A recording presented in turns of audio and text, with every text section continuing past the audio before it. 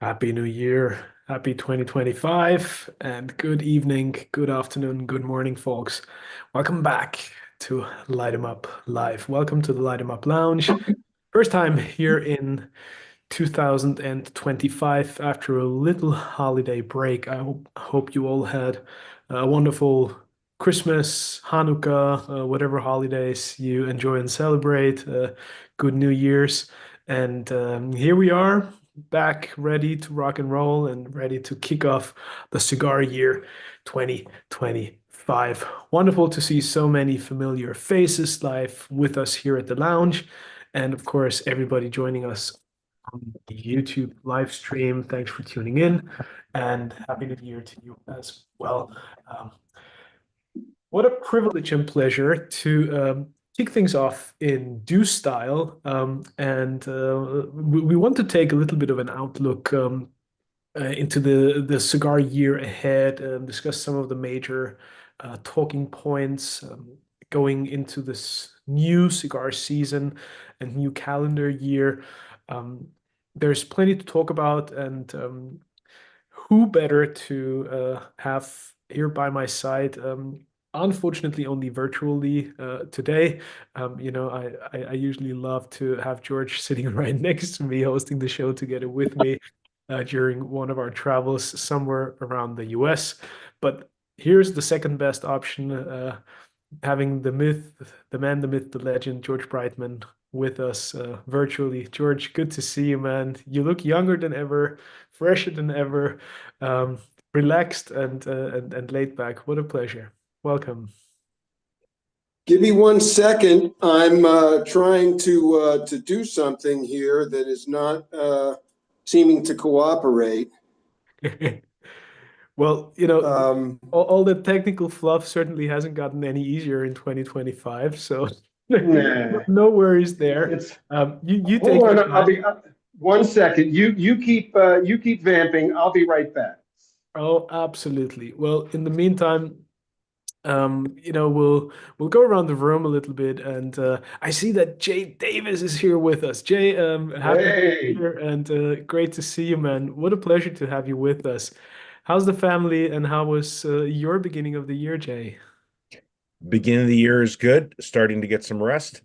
Hopefully George is recovered from Sunday night. Another great show he did prepare. No, things are great. We're getting some winter weather right now. It's below freezing, which is unusual for us, but we get Yeah. that every once in a while. No, Well, everything's great. obviously, the current weather conditions in the US are most certainly a tough pill to swallow for a lot of folks, and I hope that everybody is safe and stays healthy out there. Whether it's the frosty and snowy wintry conditions on the East Coast, and of course the tragical fires and winds over in California. Hope everybody's safe. And we send lots of love and good wishes to all of you. Um, Jay, on a more positive note, what's your major storylines going into 2025 when you think about the premium cigar industry? What are some of the things that you have on your radar or on your list to keep looking out for, keep looking into, and trying to sort of get a grasp for to see where the industry is headed over the next couple of months? Well, the industry definitely surprised me. It looked like we're in a downturn, um, probably near the end of 2023 and definitely the first quarter of 2024. But the market has been more resilient. In the United States, the last 3 or 4 months of 2024 is quite strong. We had our best December ever. So I think that the the boom, as it were, 2.0 continues to hold strength. Secondly, I think that it's interesting to see some of the things that President Biden is trying to get done with nicotine levels and whether or not that will affect cigars. We don't know. Um, we'll see what happens with that. Certainly the appeal on the FDA case, and then I think the ultimate issue that will be decided, regardless how the appeal turns out, on user fees and whether consumers or manufacturers have the right to recover those. But I definitely think that we're going to see the cigar industry will be strong in the United States this year. Prices will definitely be up. A concern that I have is, we're already seeing it with tariffs. During the election, I think one thing that got lost in the white noise was that most of the tariffs that Trump had enacted before were kept in place by Biden. I discovered that as I'm buying bags and matches right now, and they're much more expensive. But I think that we're going to see packaging costs, particularly packaging attributable to China, whether it's tubes, foils, boxes. For example, the beautiful label that you have for the Merfel cigars. I would imagine that those are going to be more and more expensive. And I think that whether it's the existing Biden administration or new Trump tariffs, I think we're definitely going to see the component costs in addition to tobacco will continue to increase and affect us all. I think Cuba has raised prices 5%, and we've seen General Cigar take what I would consider an unprecedented move from 4.5% shipping to 5.5% shipping. So prices are gonna go up, and I don't think that that's going to change. And I'm sure we're going to see more $100 type price cigars because the market seems willing to work with those, particularly from certain names. George, it's David Cragen from Foodamore, cellophane manufacturer. So I'd just like to weigh in and let everybody know that Foodamore has held prices for cellophane for 2025. So while we have seen an increase in raw material costs, labor, and energy, we have held our prices for the premium cigar industry. So cellophane tubes coming out of the U.S. will not see a price increase to the premium cigar market. Thanks for chiming in, Dave, and thanks for Sure. sharing that update. Good news on that front, certainly. Very good news. Jay, on to your point, when looking at some of the half-wheel reviews or even other cigar media, we're in award and top 25 seasons, so we see more and more rankings, ratings, and top lists coming out. In the comment section, you always see and hear the critical remarks of cigar consumers and cigar enthusiasts voicing their concern about the steady increase in cigar prices and whether or not we hit a certain ceiling where people will just say enough is enough. You being on the retail front and having your finger on the pulse with the end consumer, where do you think the price sensitivity hits a critical point where people will say, you know what? Fuck you. I'm not paying more premium dollars to continue the enjoyment of my regular rotation cigars. I don't think that's there yet.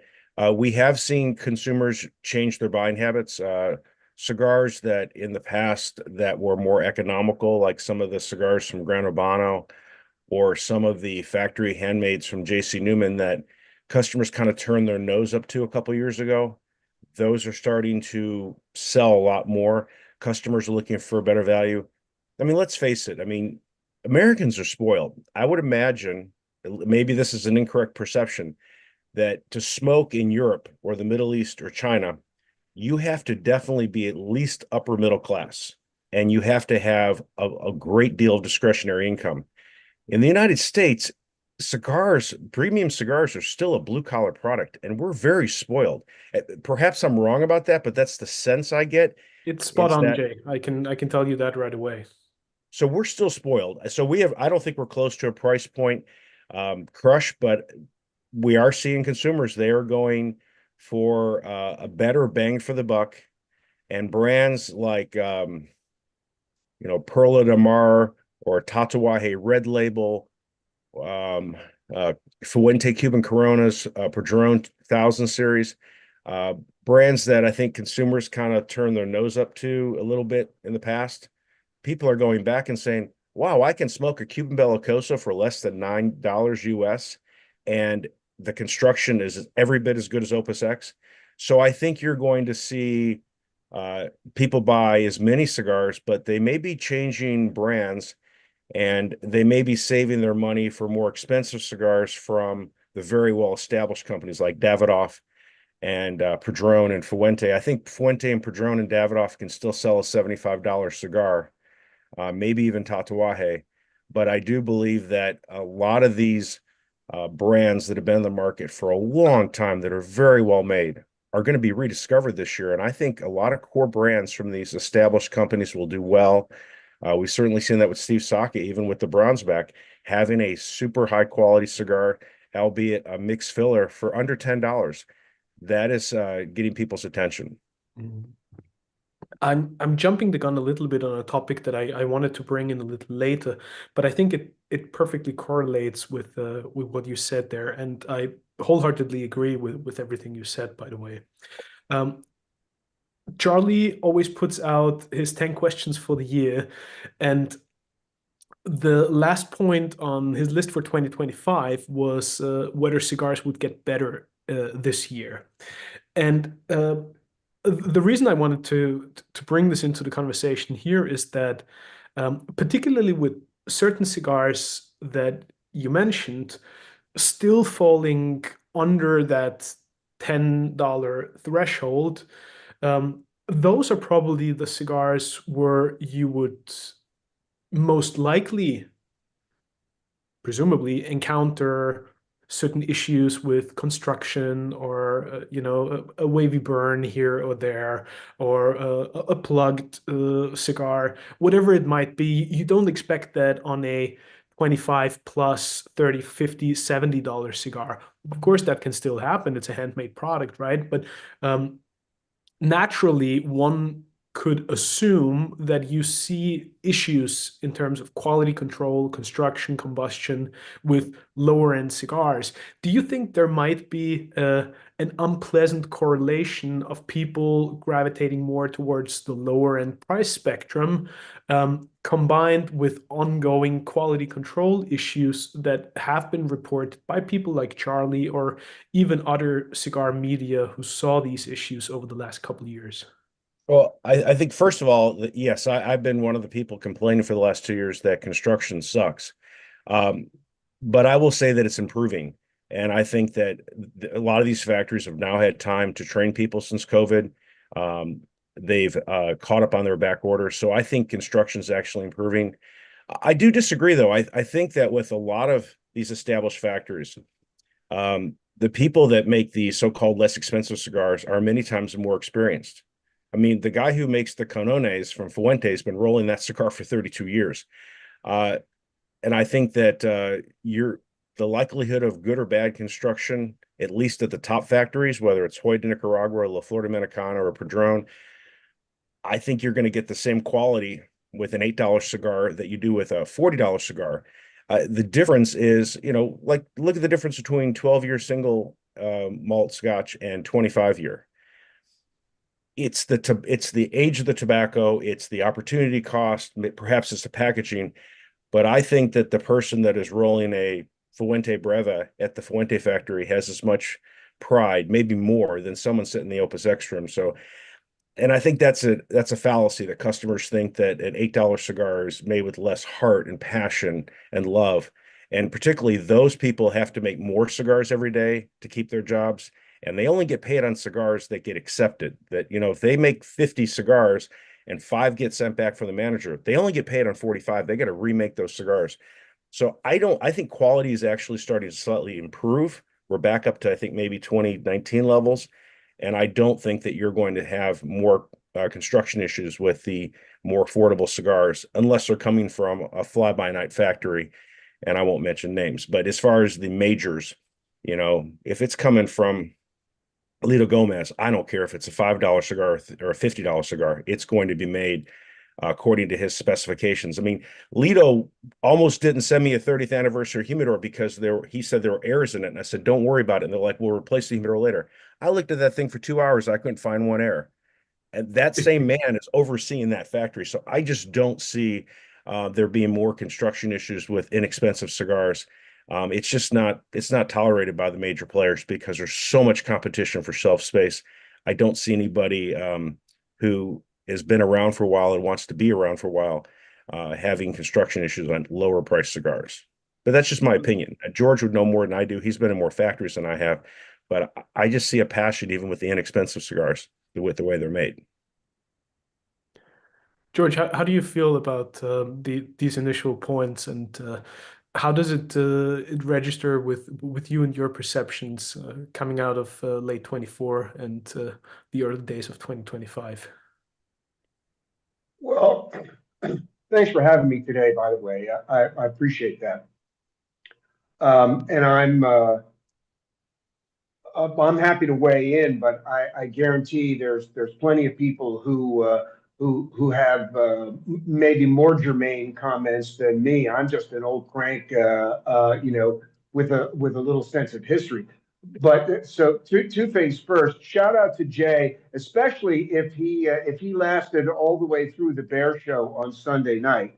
And also, huge compliments to Jay for working in a Fuente Cuban Bellicoso with an Opus X in the same sentence, because he's right to put those as the yin and the yang of the marketplace, where we are right now.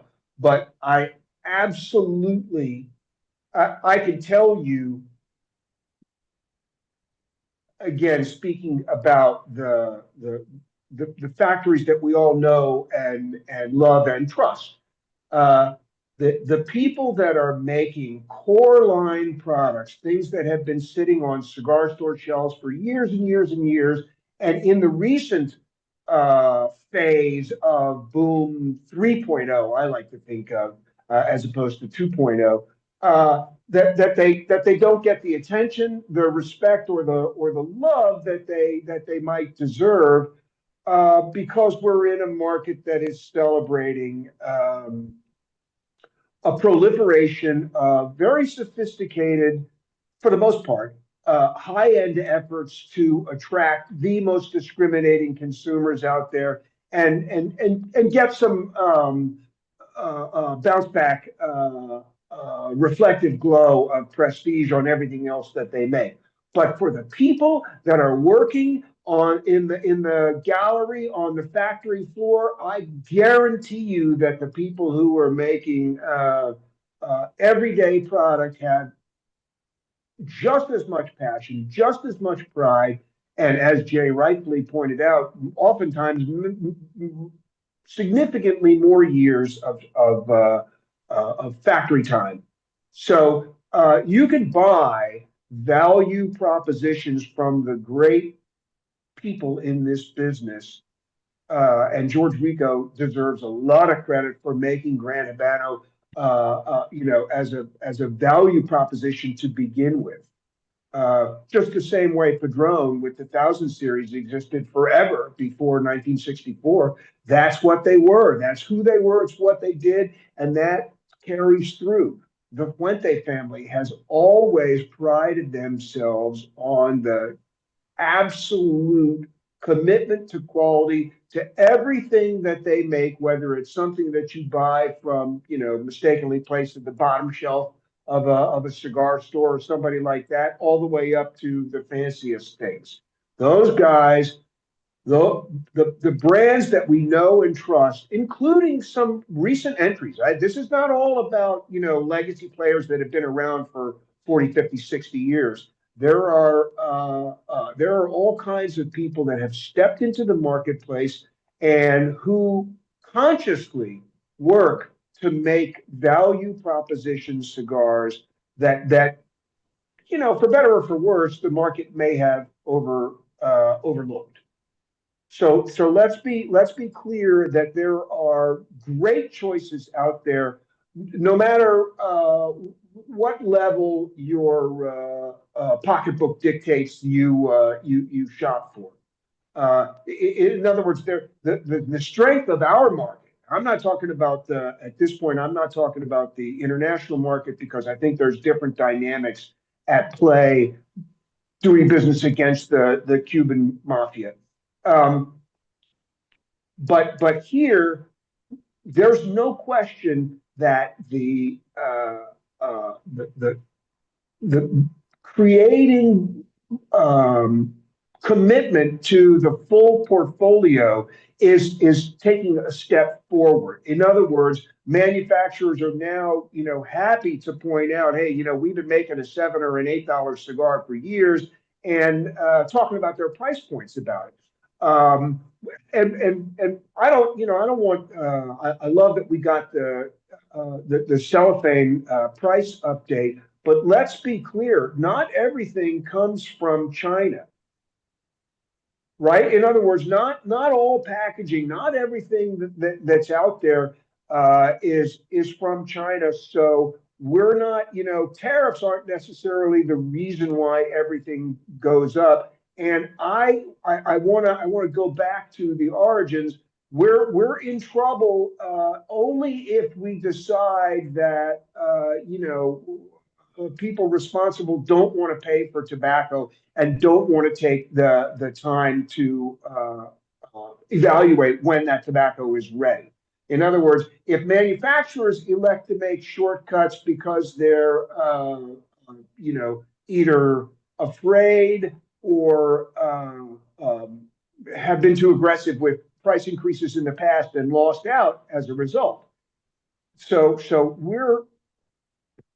there are going to continue to be extraordinary opportunities in the marketplace for people who want to step forward and say, hey, we've been making this great product at a fair price, and we've been very conservative in our price increases. So maybe now is our moment for people to pay attention. Having said that, I don't think I don't think we're going to see a dramatic lessening in appetite for the most expensive cigars that are available today here and around the world. It's just that relative to the entire market, they're going to continue to be a small slice. They take a disproportionate amount of attention from cigar media in general. All of us are guilty of paying a lot of attention to things that are, elite, exclusive, hard to get. You have to jump through a lot of hoops to own them, and they're dear in the first place. But for the most part, those products have proven that they're worth the search, that they're worth the effort, and again, you're talking about a smaller segment of the cigar smoking world that's doing it, but for the most part, I think they felt, okay, yeah, it was a lot of money to spend, but I really like it. And the thing is, I'll buy them. It's not going to be my everyday cigar. Anyway, sorry, I gave you the $5 answer to the nickel question, but I don't want to get ahead of the topics you want to talk about. But I think everybody can appreciate the fact that we're still incredibly fortunate that there are so many affordable cigars available and that they are, for the most part, very, very high quality. Let's point out one thing. By the way, I think Jay was exactly right in saying that there have been some quality control issues, and it really doesn't matter what the reasons for them are. They surfaced, and everybody had to deal with them. But I would put this point forward, and I think this is one of the things that separates the men from the boys when it comes to the great manufacturers. The pain of a construction issue, meaning a cigar that doesn't perform right, that you can't get your enjoyment out of, is felt much, much more by a guy that is buying a $5, $6, $7 cigar than a guy that's spending $25 or $30 or $40, because that guy's obviously going to go, well, this is a bust and I don't like it, and he's going to put it down and make another decision. But the guy that's living in that 10 and under range may not have the financial, he may feel that significantly more. Does that make sense? Oh, absolutely. 100%. Yeah, if I could add 2 points to amplify what George was saying. I remember a very uncomfortable conversation in a bathroom at IPCPR or PCA about a year and a half ago with George Padron, where George basically apologized to me about raising prices. And I'm like, you only raised the price on this particular cigar 30 cents. He's like, yeah, but our family, we agonized over that for a month. And these manufacturers are very concerned. And I made the mistake when Carlito was in my store a couple days after Christmas. Someone was asking about different cigars, and I said, well, Opus has maybe a little higher quality tobacco than, maybe I listened to another cigar. And he stopped me and corrected me. He's like, all of our cigars are made with great tobacco. He goes, it's just the different blends and different things we put into them. And then he spoke for about half an hour that even for their most expensive cigars, they put the best tobacco in there and they take care of it. So George is right on point on that. Thank you, Jay. I love both your comments, and absolutely spot on. George, you having observed the dynamics of the industry for decades, you've seen the ups and downs, the success stories, the big failures.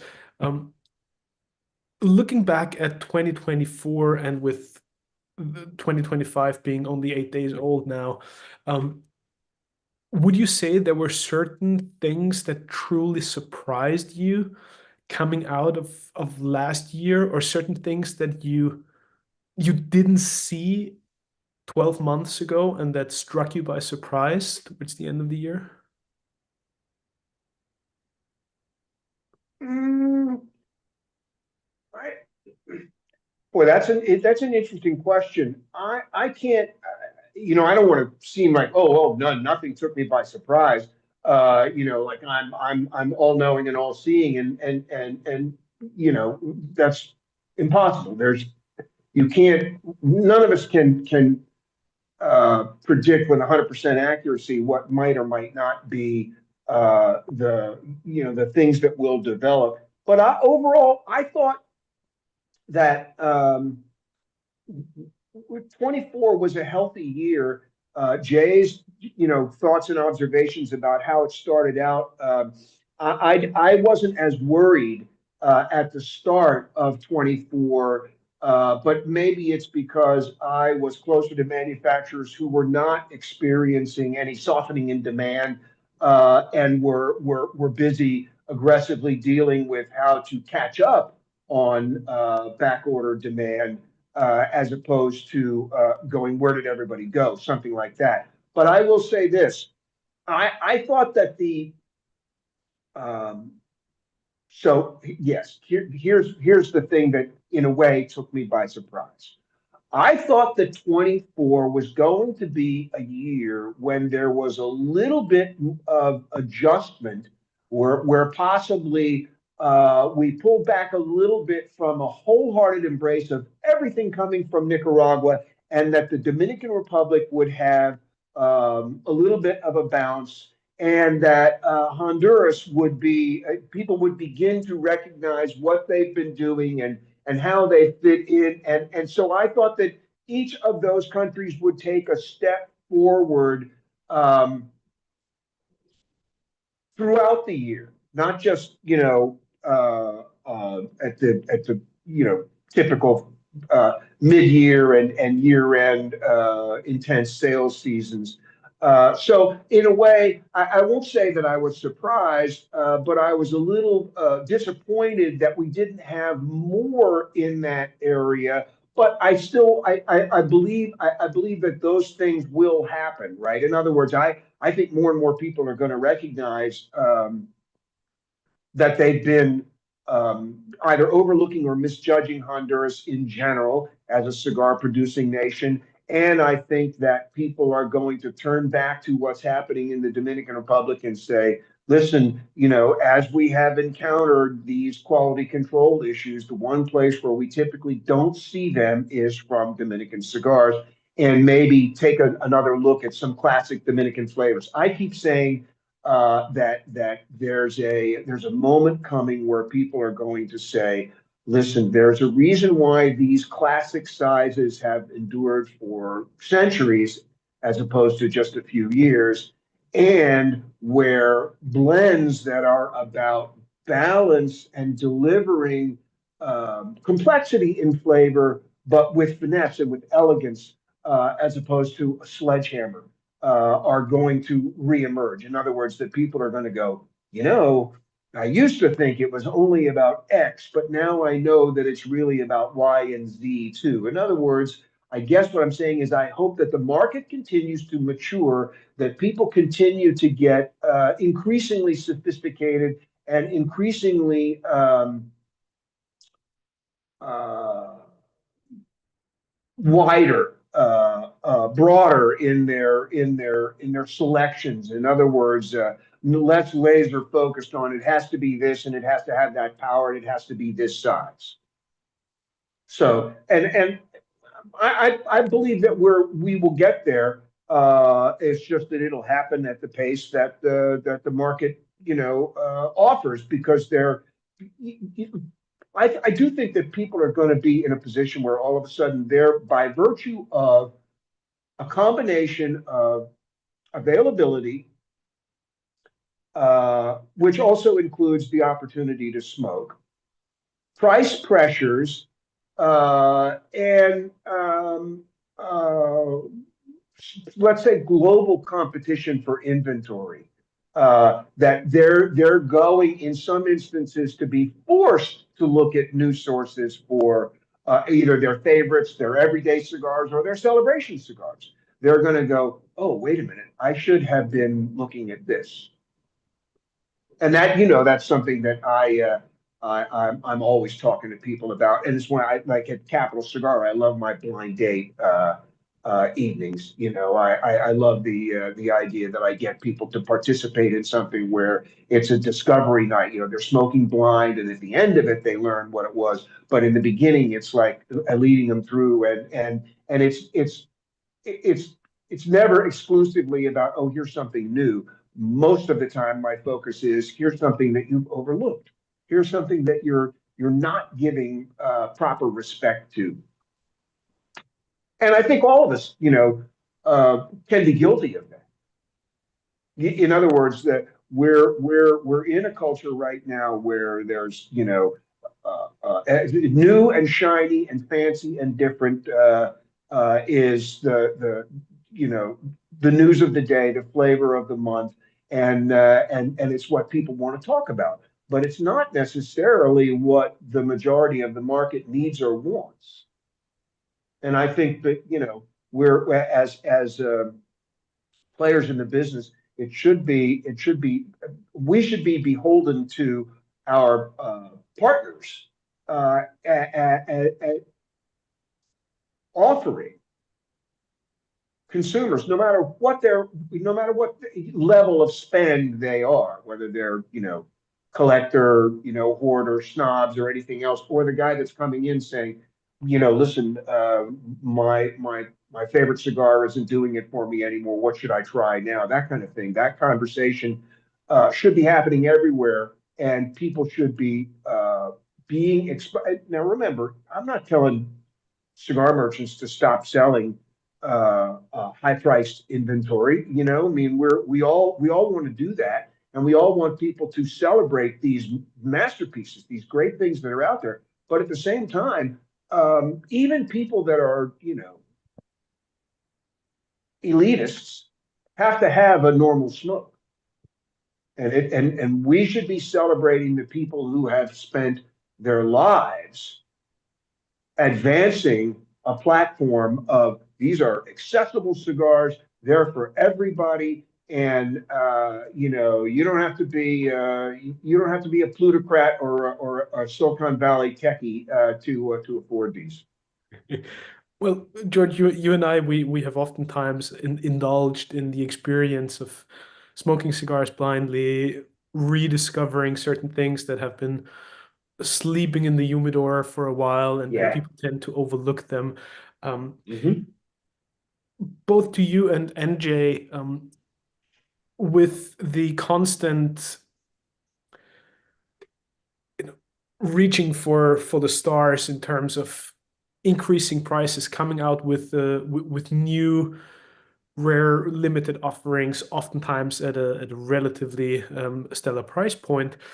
Do you think that is a there lies a possibility for people to rediscover some old school, oftentimes overlooked blends slash brands, because proportionally their price increases don't amount to the same astronomical figures as the new kid on the block that suddenly shows up with a $25 price tag. So, do you think that opens up the door for people to rediscover some of the old tried and true blends that have been overlooked for years? Well, I'll be interested to hear what Jay has to say about this too, but I will say, for my own part, when I look at things, when I go in humidors and evaluate what's there and look at, the lower shelf, the dusty, the ignored corners, stuff like that. And sometimes I discover things and I go, well, you don't even know what you have here. This is incredible. I believe that one of the ways that we can point up what is value. So, in other words, when somebody says this is a $25 cigar, it's tobacco that we've had for 10 years, and we after we made it, we aged it for X because it wasn't ready until this moment happens. I go, hey, listen, you should have you should be able to lift your humidor and look down and go, oh yeah, well I have here a bunch of 5-year-old cigars that I bought for $10 or $12 in pre-COVID, and boy are they smoking great now. So when people talk about I'm willing to pay this price for this great tobacco and the all of the associated aspects that go into making a fantastic cigar, aside from fancy packaging, because fancy packaging is that's within the reach of anybody that wants to invest in that, and cigars that are more marketing and more story than they are. I want the value to be in the tobacco and the construction and the aging. But I feel like everybody should be like, I need a better humidor. I need a bigger humidor. Let me buy more cigars to age them because they can't go wrong. And the thing is, half the time you look and you go, well, wait a minute. What are the top value? What are the auction ceiling busters? What are the record prices that are being offered? And if you look around in like the most powerful cigar media, the top rated scores that they've ever given out are for vintage humidor aged cigars. So why not do that on your own at home? Amen. Right? Jay, what are your thoughts on that aspect in regards to the oftentimes overlooked sleeping beauties that have been sitting in your humidor? Well, we constantly, I think it comes down to when you go into a retail store, do you have a tobacconist or do you have a clerk? And Right. we always try to bring things to people's minds. I mean, we have a lot of people who are newer smokers, or they've been smoking for a while, but they really haven't discovered what I call the classics. Mhm. I mean, Perdomo Lot 23. I mean, Tatuaje Fausto. I've had people who say that they've smoked boxes of Opus X, but don't know what Don Carlos is. And, Don Carlos, for example, that's a cigar that was a Nicaraguan Puro when it first came out in 1976 and was reintroduced with Cameroon in the 80s. People don't know the history of that cigar. And I particularly have been focusing a lot on Ashton lately. Ashton, I think, they've got some things to figure out in their sales process, and I hope that they don't take offense to that, because I think they have fantastic cigars. They work with, I think, two of the very best, if not the very best factories in the world. And introducing people to the Ashton Cabinet, or introducing people to the Ashton Aged Maduro. In fact, last year I sat down with two reps who were raving about how Opus X is the greatest cigar in the world, and that they don't understand why Ashton came out with ESG, because it's not VSG. Well, you sit down with those customers for an hour, you take the labels off, and you have them smoke an Opus X and an ESG back to back. And then they find that they might actually like the ESG better. And I said, well, do you know the difference? This wrapper is grown in the same place, but it's not under cheesecloth. It's got a little bit more teeth to it. And, people just don't understand. I mean, if you had a store and all you carried was Ashton, my God, you could spend decades just people discovering those cigars. Or people that, they walk by Jaime Garcia so many times. I'm like, do you realize that they not only has this place where they've sourced the tobacco changed over the years, but the cigar tastes exactly the same. And what you get for less than $11 with Jaime Garcia, it's an amazing cigar. So we do that all the time because our store, the way we do business, we do 3 or 4 events a year, and we encourage our customers buy by the box. And to follow up something George said is, we have people come in and they want to buy a humidor, and they always want to buy the least expensive humidor. So I have developed sort of a negative approach to it. I said, do you want a pine box that's going to basically be like a leaky Ziploc bag? Or do you really want to age tobacco? And I said, you're spending thousands of dollars here each year with me. I can give you the numbers, and you're not taking care of it. I mean, would you go buy a case of Lafite Rothschild that's 150 years old and not put it in a proper wine cellar? And they get these perplexed looks. And I'm like, buy a Diamond Crown humidor. It's got a lifetime warranty. If your wife gets mad at you 15 years from now and throws it out and drives a car over it, they'll replace the humidor. That's how much confidence. Or, a Daniel Marshall. I mean, you get what you pay for in a humidor. And sometimes I feel like I'm tilting at windmills because customers many times don't want to listen about if you're going to humidify a cigar, do it correctly. And but yeah, bringing back the classics, we talk about that every day, and we sell box after box after box of the so-called classics. There's a reason why Rocky Patel Edge sells the way it does. There is a reason why the vintage cigars from Rocky Patel sell so well. There's a reason why Lot 23 sells so well. Those brands were built. People forget. George has been around long enough that Cynthia told me there was a time when she worked for Fuente as a rep, and most of the times they wouldn't take the cigars. And at the end of the presentation, she'd say, I'll give you a box of 858 for free as long as it's on the shelf. And people forget that Fuente and Padron and Perdomo just celebrated their 31st year. Pete's been doing this for over 20. It takes time to build a brand. Even Steve Saka, who is a newbie, if you want to call it, his company's been around for 10 years now. And finally, people are starting to embrace that brand who are not fanboys. So I think customers don't know how long it takes to build a brand. So it's our responsibility to let them know why certain cigars are classics. I mean, everybody's raving about the brown spec this year, and well, they should. It'll probably win the half-wheel consensus. But I'm like, if you try to Tatawai P1, P2, or P3 from Miami, what's that? Yeah. I said, imagine a cigar with chop filler from the Cajonos cigars with the finest wrapper they've got, made in Miami by their master blender, and it's $8. And it's actually should be $7.50, but I'm charging a little extra because it's for Pete. And people don't and then all of a sudden they can't stop smoking that cigar. So That's right. I had a customer who asked me to put together a sample of cigars in Indiana. I mailed him a bunch of cigars, and he called me back and he's like, you sent me these brick houses. And he goes, I was going to get mad at you. And then I smoked them. I'm like, yeah, that's a great cigar.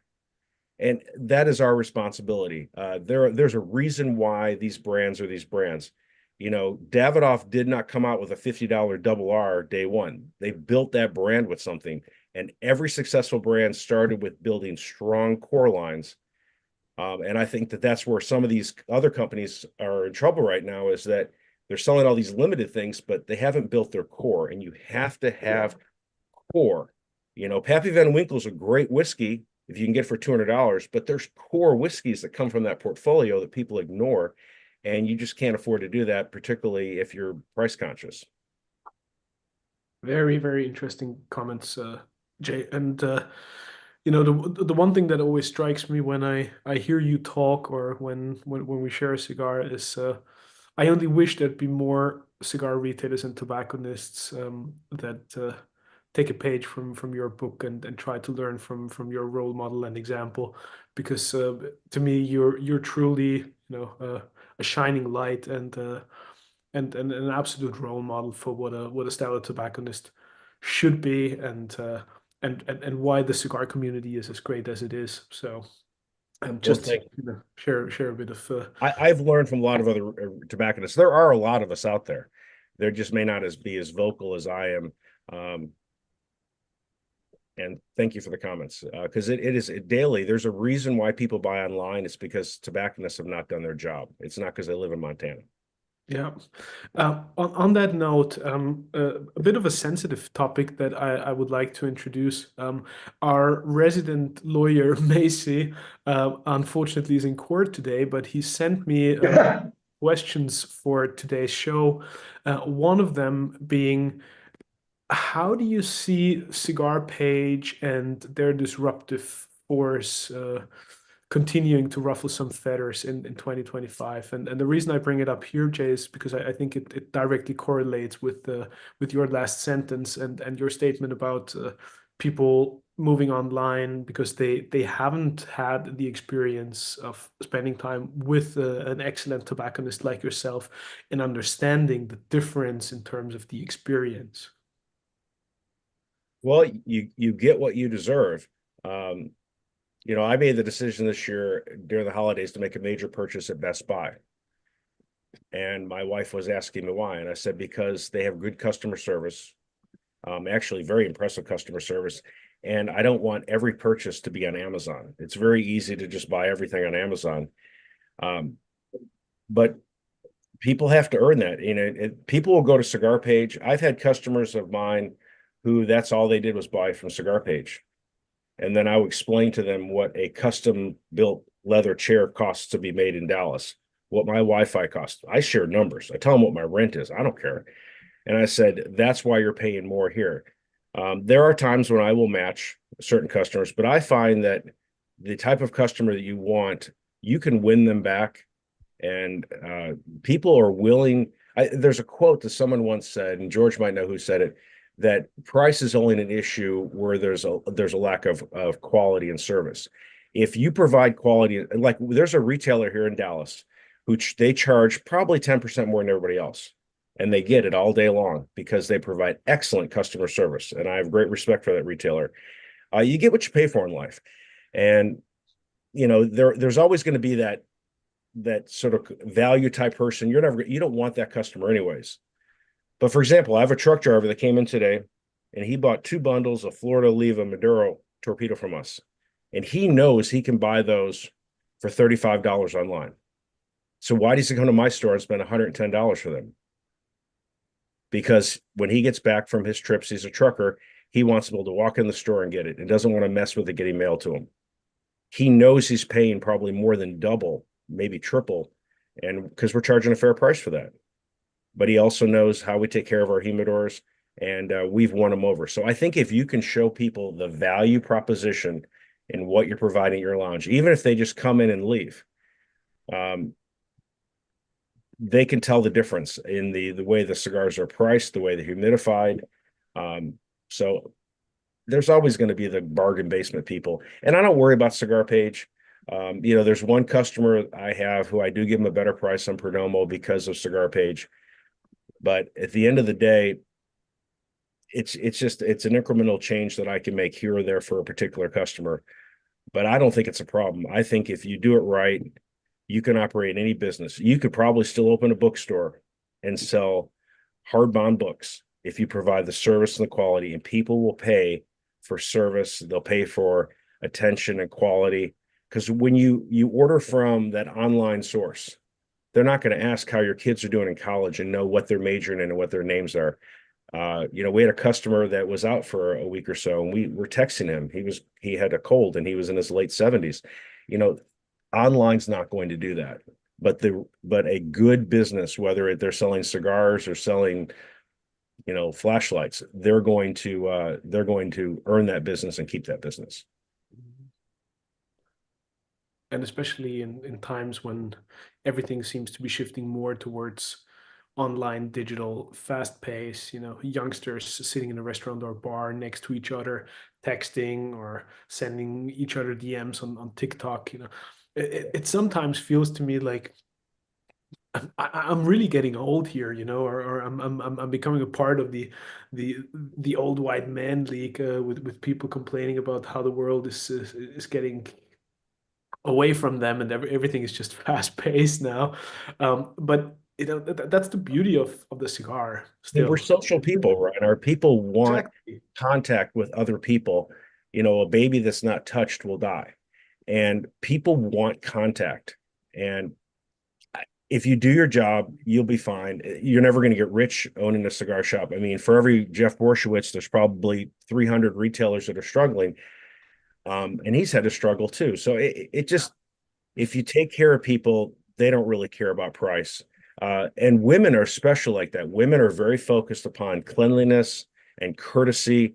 And I mean, I thought there were a lot of women smoking cigars in 2023. That number went up dramatically in 2024. We had a woman come in on December 27th to buy a tobacco special. And occasionally she'll come to our store because we carry a small brand called Didier.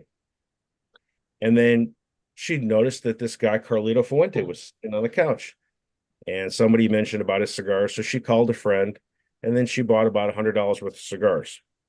Well, 3.5 hours later and $1,500 later, she's sitting there with 3 signed boxes from Carlito and is just blown away about the world of cigars. Her whole world opened up. And I know it's not hard for Carlito to talk to a young lady, but she said that she was just overwhelmed by the kindness of Carlito and our employees and everyone else there. And, that doesn't happen in an online environment. And we don't even own a website. I mean, other than it has our name on it. And we just had the best year we've ever had. But I do ship all over the world, but it's all personal relationships and figuring out how to get things through customs in Greece and Germany and the UK and Ireland and Australia. Australia is particularly tough. So it's all about relationships because we are social creatures at the end of the day. Amen to that. Just to flip the coin on that, where do you think the responsibility for the manufacturer lies in sort of handling those relationships with the online businesses on the one hand and the traditional brick and mortars on the other? Proceed at your own caution. There are certain companies, ironically, many of them are not family owned, that we don't carry a lot of products from. And I've had very candid conversations with a number of them, and particularly one company that owns a piece of Cigar Page. I talked with their CEO about their pricing online, and I got a lot of stuff. And I said, I carry your products and I'm happy to carry them. They're very good, but that's why we don't carry back stock, because I know what people are buying boxes of your cigars and they're not buying them at my store. And, we all spend money. I mean, my little store, I probably buy wholesale over $1 million of cigars a year.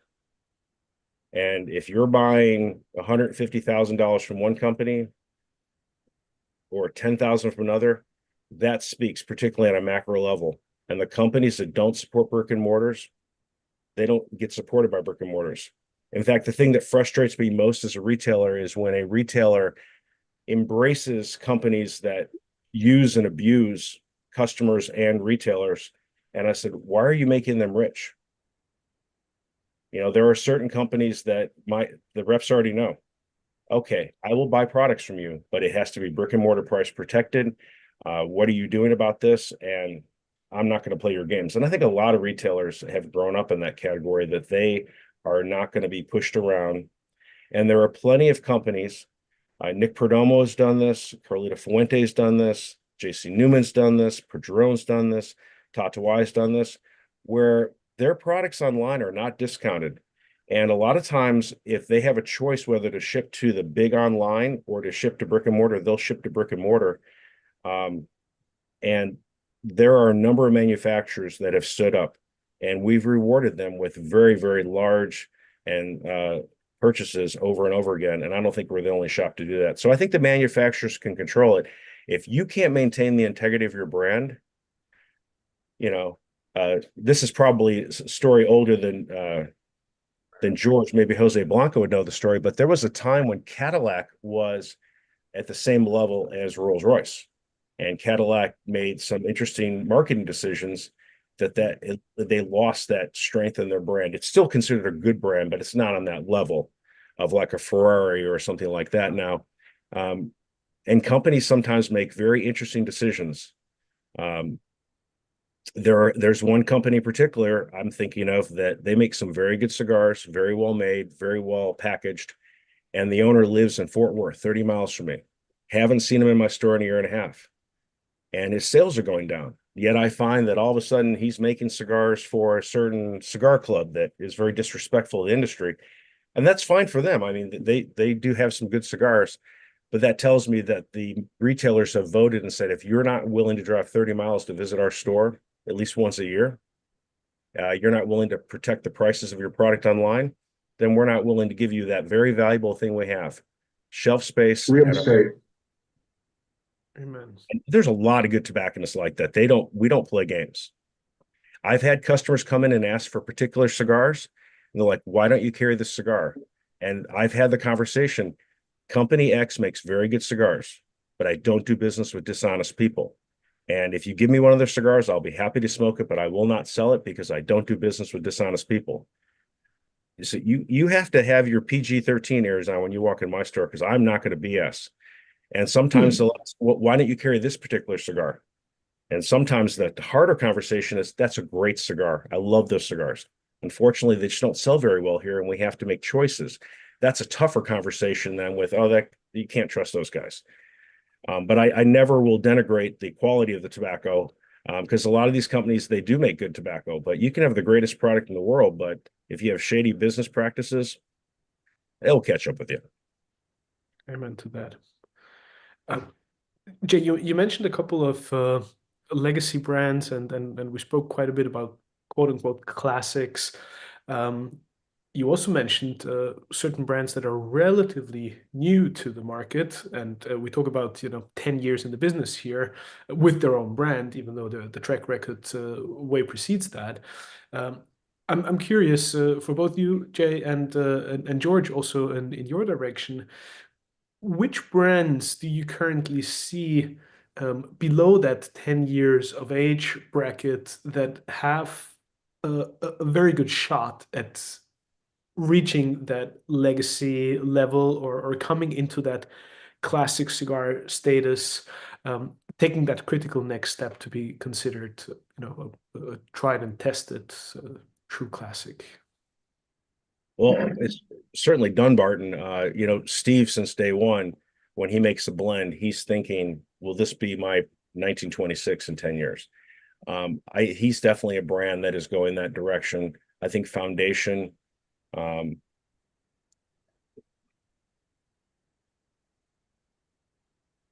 think Plasencia, even though they're new to having their own cigars, I think that company is making some very, very good decisions.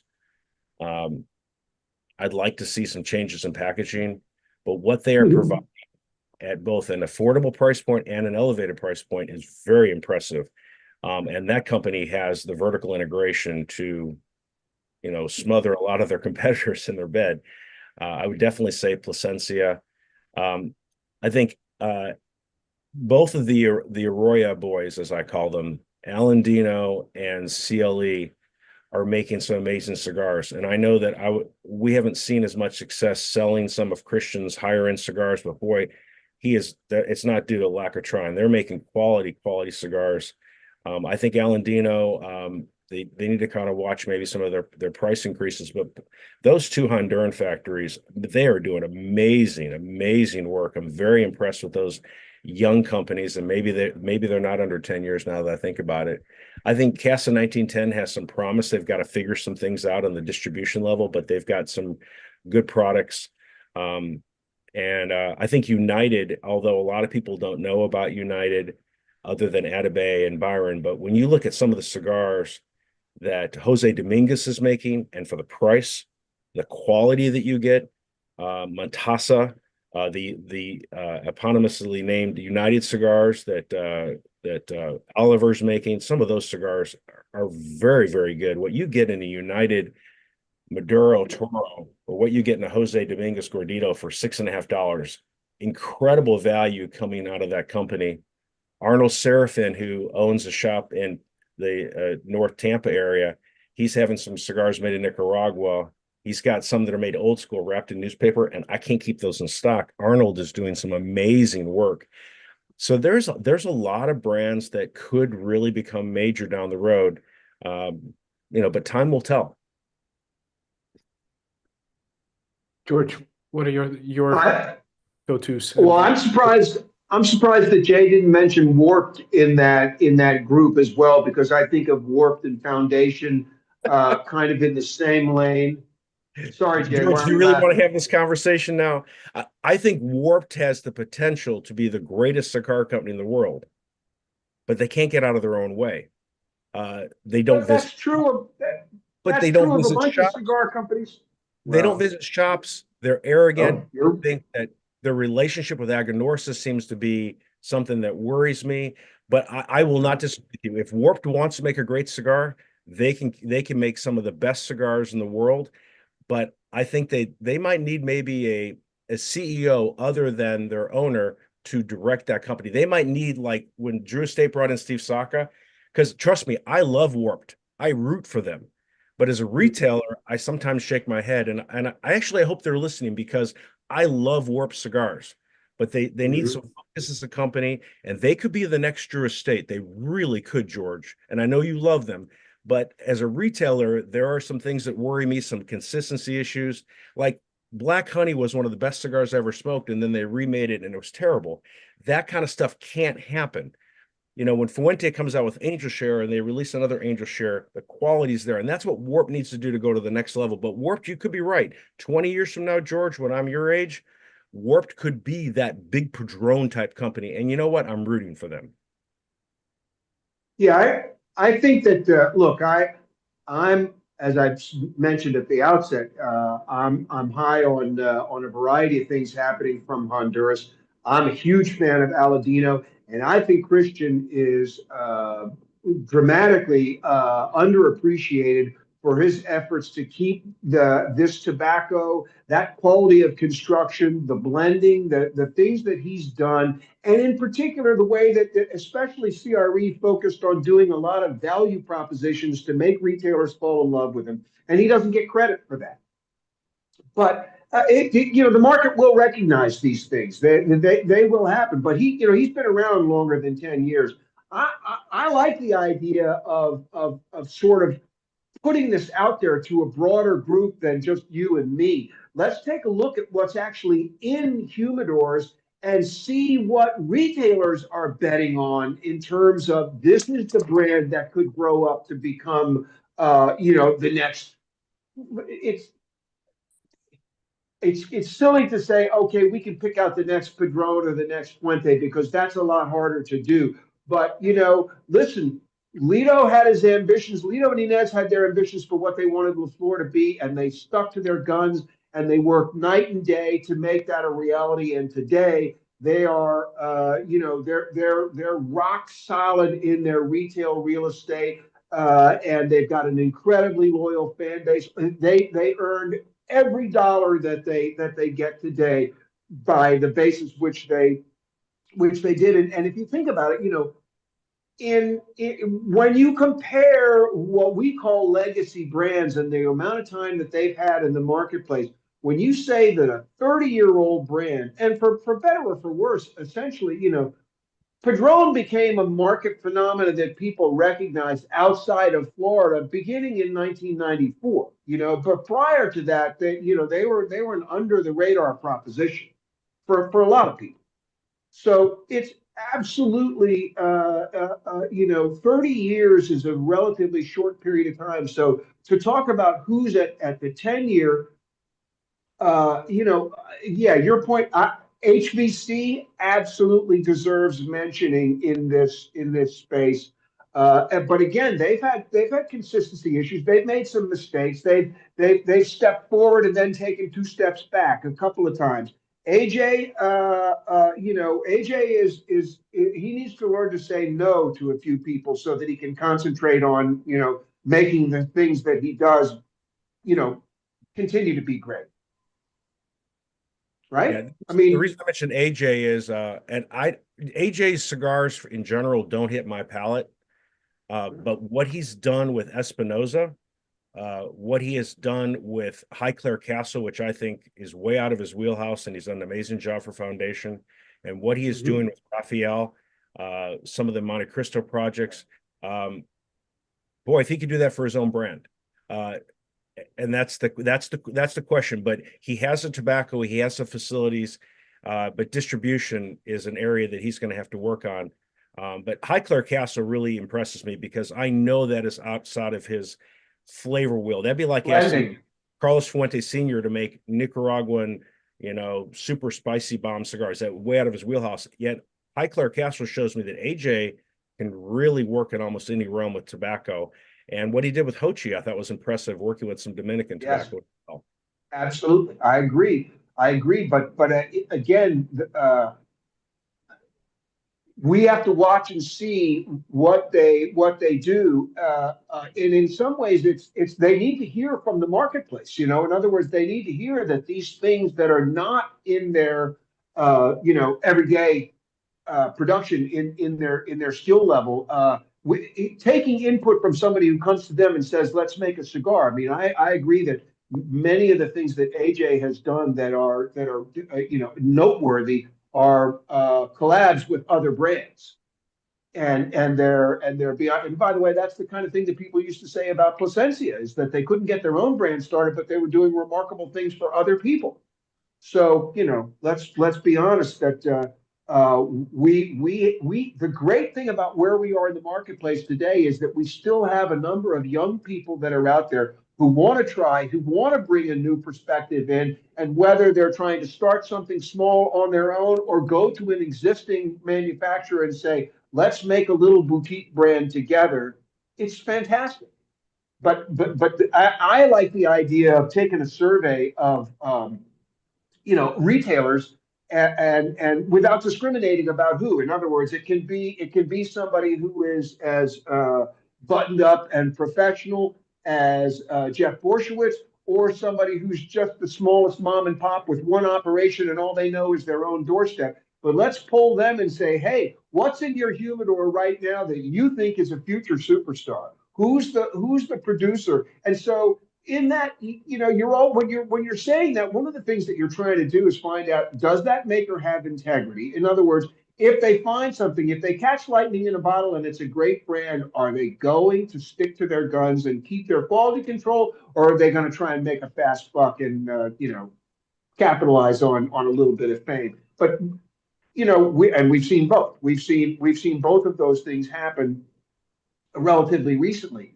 But I believe that there are potential superstars lurking right now whose best cigars are in front of them.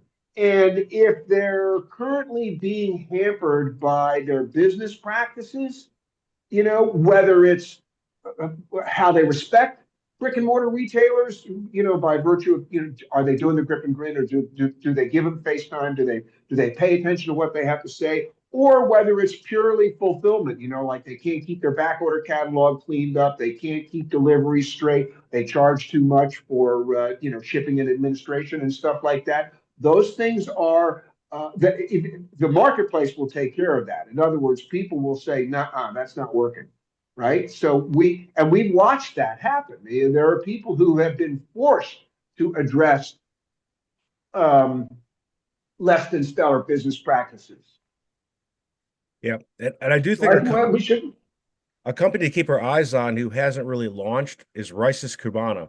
I've been to their fields. They have a factory. They have one of Alan's partners helping run the company. It could be the rebirth of Alec Bradley. And, we're talking about the only manufacturer, I believe, who is not of Cuban descent, who did not own a factory, that won Cigar of the Year from Cigar Aficionado. Alan did some amazing things with that company. So Rice's could be a major force in the next 3 to 4 years. And that's a company that, I've tasted some of their blends. They've got some things to work out, but I think that company could all of a sudden make a splash like Plasencia did a few years ago. They could be part of the Hondurasans. I think having my father factory there, that's a huge footprint. And it wouldn't surprise me. This is just me making stuff up, but if politically things in Nicaragua continue the way they will, it wouldn't surprise me if Padron built another factory in Honduras. Perhaps they still have that old factory. I don't know. But I think Honduras and that airport in Honduras, I don't know, George, having flown in and out of the other tobacco countries, it's a lot easier to fly in and out of Honduras. There's a direct flight with Dallas once or twice a week, and it doesn't feel like a third world airport. Honduras has a lot of advantages that they don't have the same high prices that the Dominican has, and they don't have the political instability, at least not as much as Nicaragua. I think you're Nicaragua. right on Honduras. I'm only hoping that all these things come together, and that you continue to have people there who are trying to do things new while respecting what are the great things that Honduras has given us in the past. Right. So it isn't just about trying to revive something that happened before. It's about being forward thinking and saying, my God, the resources are here. The tobacco is absolutely extraordinary. And, it's just, I think that's a flower waiting to open. It's going to be, if it doesn't happen, it will probably be for reasons that have to do with, market forces and people outperforming them in terms of selling and hyping and everything else. Yeah, I mean, Because let's take a stop for a second. It's not just the Arroyo boys. It's My Father. oh no, Davidoff. It's General. It's Altadis. Oscar, somebody mentioned in the context. Cavalier's doing some amazing things, opening their doors and their tobaccos. There's a lot of exciting things happening in Honduras, and I think that we all tend to kind of ignore George Rico, even though he doesn't use a lot of Honduran tobacco. He's making cigars in Honduras. yeah, he's making spectacular cigars in Honduras. He's using the setup there, and the cost of doing business there gives him an advantage. It's absolutely extraordinary. He deserves to be celebrated every single day. But again, the problem is that a bunch of almost everybody that you name, a couple are positioning themselves as luxury brands as opposed to value propositions. But for the most part, the problem is that Honduras is perceived as a place where you're not getting the same top level of manufacturing skill and creativity and originality. They're just chugging along, putting product into the marketplace, and it's not new, it's not original, it's not something to be worthy of storytelling. All that's not true, but they're criminally under-recognized for what extraordinary things are happening there. And if the market, if people are actually using their taste buds, they'll discover that. Yeah, and you mentioned I forgot to mention that small company Plasencia. One of Bear's top that little cigars, baby. 149, is coming out of Plasencia. It's Honduras. Honduras. Yeah. So one name that we haven't mentioned, but Jay, you spoke about the sort of the renaissance of raíces cubanas. How do you think about Hiroshi Rabina making a comeback with his brand HR?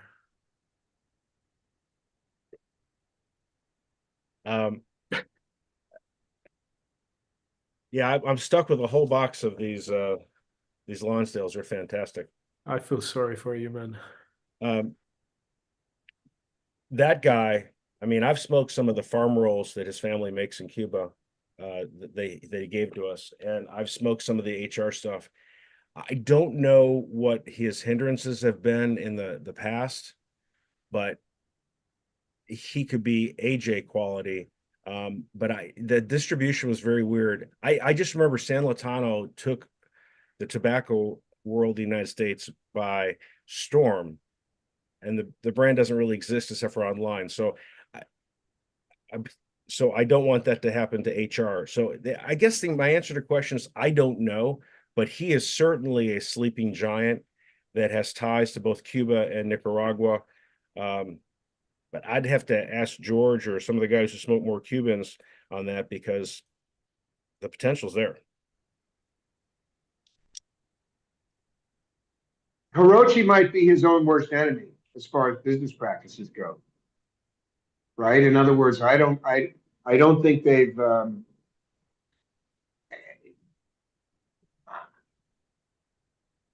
they're loaded with potential. The cigar making skill is there. The question is, how are they going to manage it? That's a good looking cigar, Jay. Oh, Hey, I discovered something about this cigar which I did not experience in the Richard blend. Drink a lot of iced tea when I smoke a cigar because I don't drink alcohol. And I was starting to think I had a bad box, and then I switched to drinking iced coffee, and the cigar opened up for me. Sometimes just certain things don't pair well, and black currant tea does not pair well with this earnest. So I learned something recently, particularly in the smaller ring gauges. In the larger ring gauges, it's not an issue. Um, and that's something we should always look at is there a problem with the cigar, or is there a problem with how we're lighting it, cutting it, smoking it? What are we pairing it with? Something as simple as, oh, I have iced tea with everything. I used to have Diet Coke and bourbon with everything, but not everything go. Don Carlos, the Don Otero, that cigar does not go well with black coffee, but green tea, it's great. Or whiskey, it's great. So it just, every cigar is different. Not that 2 cents is worth anything, but I'm always learning about how I'm making dumb mistakes as a smoker. Yeah, I don't know that they're dumb mistakes. It's discovery. I think you're right. I was going About to to ask you say the though, same thing, when you, George. Yeah. yeah, Spot. because and by the way, what you're doing is adding to your your level of expertise as a tobacconist. You know, in other words, you got to be willing to translate that information and sometimes to demonstrate it to the consumers. But I have a question for you as far as the Ernest the Lancero. When you say you drink it with iced tea, I presume you're talking about drinking it with unsweetened iced tea. Yeah, I don't like sweet tea, which I know upsets Texans, but no, I'm trying to watch my Yeah. sugar levels. So I drink unsweetened iced tea, but you would think that you get the same bitterness from coffee, but black coffee, but you don't. Um, No. Now this is not the Lancero that hasn't come out yet, at least not for me. But this is the Lonsdale, and The Lonsdale. magnificent, magnificent cigar. Um, and I'm sure Reinhardt shared this with you. Maybe he hasn't shared a lot of this publicly, but I'm just amazed at all the work they take and all the shipping just on the bands and the wood and everything. It's very impressive. The number 613 is a big number. Hmm.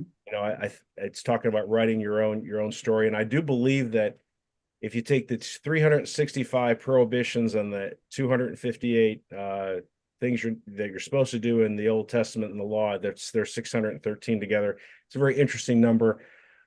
Just everything is an homage with this cigar, and this is an example that you can make a great cigar if you put your passion into it and you're willing to wait 20 some years. Amen to Right. that. To be an overnight sensation, three decades in the making. First, you have to learn about the tobacco to figure out what to set aside. Yeah, how very true. Um, Switching subjects a little bit, one thing I also wanted to address before we wrap up today's show is an international outlook. And clearly, the new cigar trade show coming up in Dubai is something that piqued a lot of people's interest. I think the PCA's involvement speaks volumes about the internationalization efforts or the ambitions of certain institutions and players in the industry to try and reach out to a global audience, try to extend their reach, and hopefully also with the intention to bring the entire industry closer, to have people help each other, support each other with learnings, information, certain findings and materials, particularly when it comes to regulatory matters and the ongoing fight against overregulation. Um, how do you both feel about that step, especially on the PCAs and their involvement with the new world show that new Dubai. Um, it's a tobacco trade show in general, or for various different combustible products, and cigars seem to be sort of a byproduct of it, to be honest. But it's an interesting initiative, and the ever-growing international markets, particularly for non-Cuban manufacturers, will be an ongoing storyline for 25, no question. How do you feel about that? We'll let Jay go ahead. I have one thought about this, but Jay can speak to PCA involvement and their embrace of this project? Well, I know we talked about it quite a bit at our last board meeting. I think that it's going to be good for the Middle East. I also think that it's going to help things with Dortmund. I think that they say a rising tide raises all ships. I think that we don't want to hurt Dortmund, and we want to see tobacco grow. And I think that that, no pun intended, I think that there's no reason why that show is not going to help things overall. It'd be great to see a show perhaps in Asia down the road as well. But we'll have to see. They have not done a show that's all premium before. So we're hoping that it is a very good show and that it will be good for the market. But I think that's a time will tell type situation. It's difficult to say whether that's going to blossom as well as Dortmund and that's going to be positive. But I'm hopeful that it will. I think it's one thing that you should do is maybe turn the lens the other way. I think the show taking place is because those markets have now been forced is maybe the wrong word, but they've seen that they need to understand our market and what we do. The cigars that we have made become globally recognized as overachievers, as superstars in the world. They're woefully behind in understanding and in knowing enough to be able to market them to their best customers. I think that the world is going to continue to be frustrated by the fact that things are not right in Cuba, and that regardless of who we think is really running Habanos these days, they're not getting the job done properly. So the market continues to be starved for what used to be, super premium cigars that defined everybody's success in a lot of the world outside the United States. Now those people have the opportunity to get to know and to appreciate cigars that deservedly belong side by side with the very best things that Cuba has made in the last 50 or 60 years. And so it's their desire to have a platform where their customers can come together and understand and embrace this. That's what's driving it. It's not like we don't need to be worried about the idea that the Padrones, the Puentes, the Plasencias, the Lidos, that they need to go someplace and work hard to expand their global marketplace. That market is already coming in search of these guys, period. And listen, the big tax-free shows used to be an opportunity. You used to have Cannes and used to have the Hong Kong, that all those guys were there. I don't see this show as being something that would weaken Dortmund. In fact, I think in a way it'll enhance it, because once people are there and they learn and they understand, they're going to want to go to Dortmund too and deepen their relationship. Yeah, I agree. I think that the Middle East is growing. Carlito started visiting the Middle East and China probably 7-8 years ago. And Middle East is continuing to grow in non-Cuban cigars. I think China will. And, we haven't talked about it, but I think India is the next big market. As the standard of living increases in certain countries, you're going to see more people enjoying cigars. And I think India is a sleeping giant. I think China will continue to grow, but yeah, the Middle East, I think this is good. Perhaps the Middle East can reach a point where Germany is, and Germany can reach a point where it can become much larger than it is right now.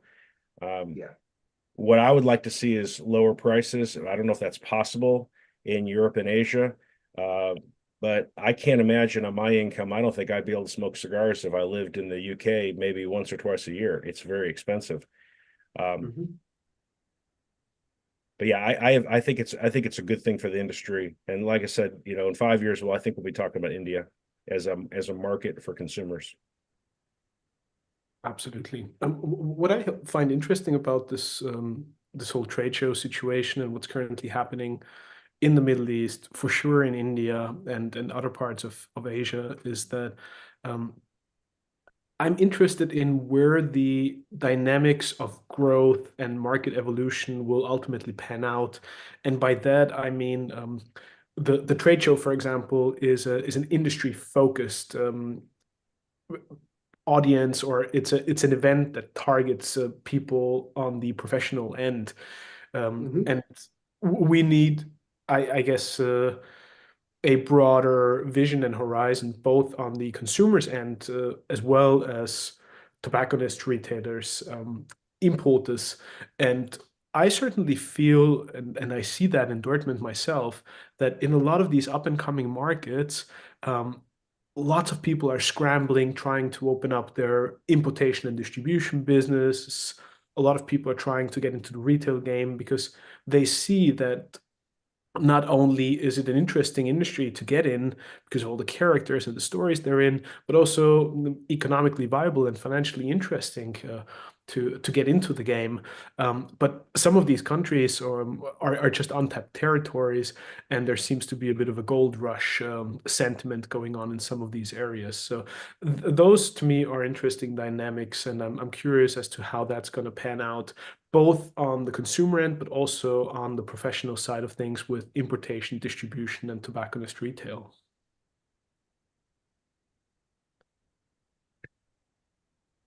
Good points. I believe, in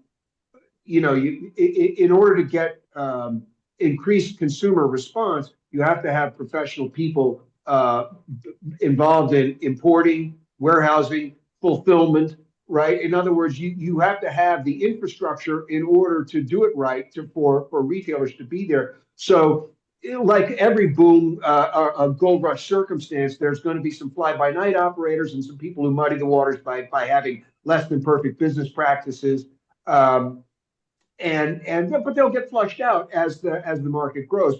But the success and the responsibility of those people will affect how fast consumers embrace the opportunities, the new opportunities that are laid in front of them. But I believe that all of it is healthy for everybody outside the Habano sphere, because it's only going to expand the awareness of and appreciation of the excellent materials that they've been offering. Yeah, Now, I saw in the notes, so Jay, one thing I saw in the notes that somebody asked whether Habanos was going to exhibit at the Dubai show, and I did I read that right? Your response was very likely. It's our understanding they will probably attend As exhibitors. That's my understanding. That's something that we talked about, that we do expect that. Now, whether or not it's going to happen, I don't know. Yeah, that's an interesting thing to keep an eye on. Let's watch and see what happens. But I don't know. That would be that. If so, that's going to be a very interesting circumstance to watch the theater of that playing out. Where the people that are there are going. Who they're choosing to spend their time with and what they want to do, because who you're trying to curry favor with, who you want to earn inventory from, where you want to get attention and support, you're going to have a world of difference in terms of that experience. Habanos versus all of these other countries and their factories that are coming in. Yeah, I mean, we'll see. They were not at Dortmund last year, right? No. So I have an interesting anecdote that first time this has ever happened. A customer of mine was recently in Germany and came back, and he handed me a house cigar that he bought at a cigar shop in Germany that's made in Nicaragua. Yeah.